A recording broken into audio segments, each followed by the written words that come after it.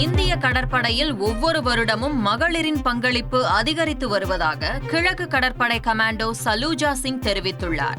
இந்திய கடற்படையின் செயல்திறன் அக்னிபாத் திட்டம் குறித்த விழிப்புணர்வு கார் பேரணி நிகழ்ச்சி சென்னை அடையாறில் உள்ள கடற்படை தளத்தில் நடைபெற்றது.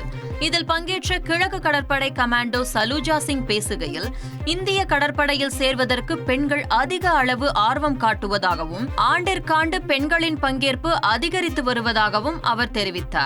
நீட் வினாத்தாள் கசிவு விவகாரத்தில் அமைப்பு ரீதியிலான பிரச்சினை எதுவும் இல்லை என மத்திய கல்வித்துறை இணையமைச்சர் சுகந்தா மஜூம்தார் விளக்கமளித்துள்ளார். கடந்த ஆண்டு நீட் வினாத்தாள் கசிந்த விவகாரத்தில் அரசு ஊழியர்கள் எத்தனை பேர் மீது நடவடிக்கை எடுக்கப்பட்டுள்ளது என்று திமுக எம்பி திருச்சி சிவா மாநிலங்களவையில் கேள்வி எழுப்பினார். இதற்கு பதில் அளித்த கல்வித்துறை இணையமைச்சர் சுகந்தா மஜூம்தார், நீட் வினாத்தாள் கசிந்த விவகாரத்தில் அமைப்பு ரீதியிலான பிரச்சினை எதுவும் இல்லை என உச்சநீதிமன்றமே தீர்ப்பளித்திருப்பதாக கூறினார். ஒருவேளை அமைப்பு ரீதியான பிரச்சினை இருப்பதாக கூறினால் அது உச்சநீதிமன்ற தீர்ப்பை அவமதிப்பதாக அமையும் எனவும் அவர் தெரிவித்தார்.